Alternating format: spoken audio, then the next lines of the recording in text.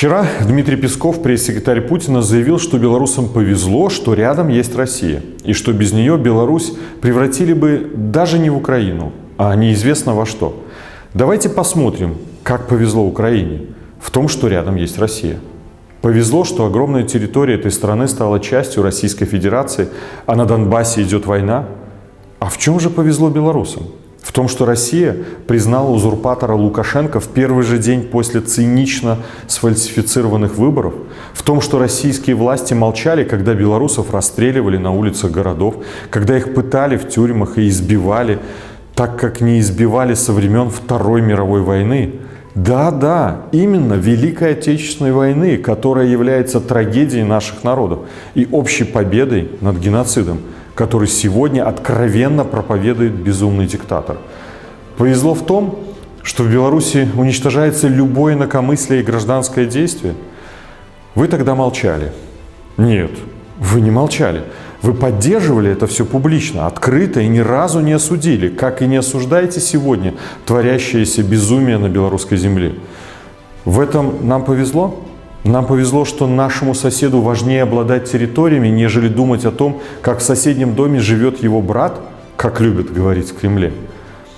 Может, нам везет в том, что нас уничтожают как нацию, уничтожают белорусскую культуру, язык, блокируют наши возможности отношений со всем миром? Все больше и больше белорусов отворачивается от России из-за такого подхода, и это стратегическая ошибка ее внешней политики. Я об этом говорил еще в декабре прошлого года, обращаясь к Сергею Лаврову, министру иностранных дел России. Есть ли смысл обращаться к вам, Дмитрий Песков? Вы проповедуете ту идеологию, которая неприемлема для большинства здравомыслящих, уважающих себя через уважение к другим людей. Идеологию превосходства. Вы думаете, что за нефть или газ можно купить белорусов? Нет. Вы ошибаетесь. Нельзя.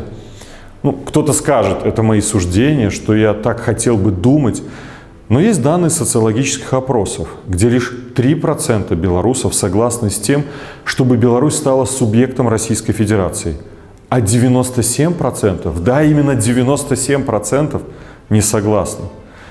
Опрос в ЦИОМ показал, что 45% белорусов негативно относятся и к союзному государству.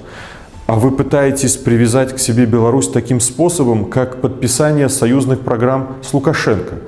Но этим по факту отдаляете от себя большинство белорусов, поскольку диктатор не является выразителем интересов Беларуси и не может подписывать от имени граждан каких-либо документов. Он не президент Беларуси. Белорусы показали и покажут еще всему миру, что независимость, свобода и права человека прежде всего, а не геополитический выбор, который вы пытаетесь нам навязать. Что происходит и будет происходить с рейтингами России в Беларуси?